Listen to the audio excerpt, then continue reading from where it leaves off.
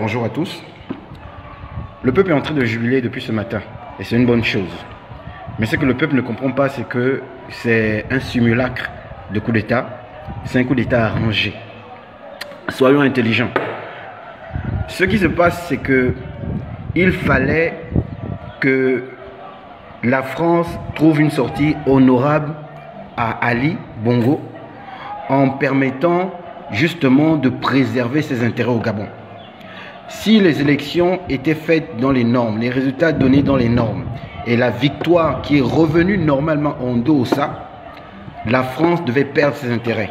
Ce qu'il fallait faire, c'est justement donner des résultats, parce que c'est trop facile. Écoutez, les résultats ont été donnés à 4 h du matin. Même pas 30 minutes après, je pense, on nous parle de coup d'État. Et comme par hasard, le fameux président réélu, qui serait réélu, n'est pas là, il est à l'étranger. Il y a eu un arrangement. Il y a eu un arrangement derrière, c'est trop facile. Là, je vois le peuple très content dans la rue. Mais dans la rue également, les militaires sont réunis. Il y a la GR, il y a la gendarmerie, il y a l'armée, il y a la police. Et ils sont là en train de parler comme des amis, ils ne se tirent pas dessus. Entre-temps, la GR est censée préserver leur président et censée protéger leur président. On a balancé leur président. Ils sont tranquilles avec les autres militaires. Ils sont en train de partager un goûter ou je ne sais pas trop quoi dans les rues. Ils ne sont pas dans les casernes. Les militaires sont là tranquilles comme des amis, comme si de rien n'était. C'est trop facile. Soyons vigilants. Ce qui se passe, c'est la victoire d'Ndossa qui a été volée par l'armée. Et l'armée est certainement soutenue par la France.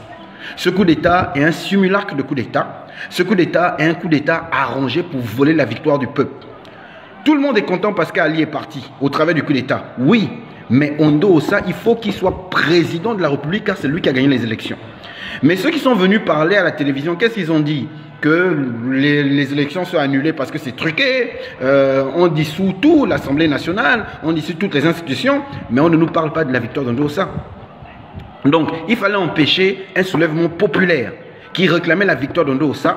Alors, ils sont passés par ce simulacre de coup d'État pour faire croire qu'on a renversé Ali, l'armée est là au pouvoir pour une transition.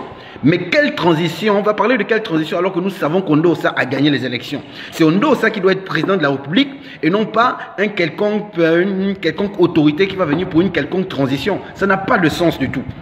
Tout le monde est en train de jubiler, tout le monde est content, mais peu de personnes voient déjà cette analyse-là. Les médias, quand ils vont repasser, notamment les médias de la France, si vous voyez la France en train de justifier ce coup d'État, ça veut dire que la France était derrière, forcément derrière. La France ne voulait pas que le peuple se soulève, que le peuple réclame la victoire d'Ndossa. Quand Ndossa est au pouvoir, la France devait perdre ses intérêts. Alors qu'est-ce qu'ils font? Ils arrangent un coup d'État, façon. Voilà, coup d'État où on voit les policiers, ils sont là, ils sont en train de parler entre eux, les militaires entre eux. Ils ne se tirent pas dessus, ils sont tranquilles, quoi, tranquilles. Coup d'État, et puis on parle de transition. Quelle transition? Ndossa a gagné les élections. On parle de transition. Quelle transition? On nous parle de quelle transition?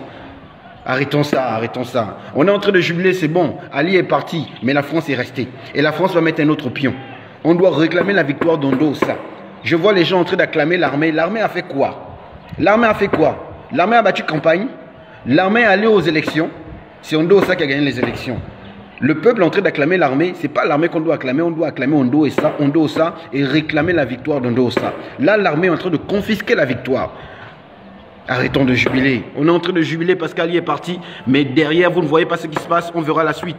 Vous allez voir que les médias français vont certainement justifier ce coup d'État, donner des raisons, et ils vont venir, comme ce fut le cas au Tchad, comme on a fait avec le fils d'Idriss Déby, qu'on est venu mettre tranquillement. Macron est parti pour aller acclamer ce fils-là, pour aller légitimer ce coup d'État, alors qu'il y a d'autres pays où il n'a pas légitimé le coup d'État.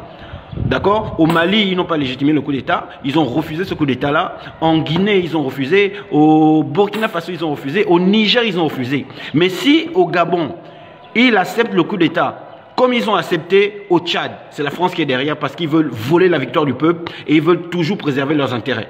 Ce qui importe, ce n'est pas seulement qu'Ali parte, c'est que la France également parte. C'est ce qui est important. Les gens jubilent pour l'instant, mais on n'a pas compris le piège qui est derrière, on n'a pas compris le plan qui est derrière. Ouvrons nos esprits. J'espère que l'opposition va réclamer la victoire d'Ndossa, parce que c'est cette victoire qui doit être applaudie et non pas ce que les militaires sont en train de faire, ce semblant de coup d'État.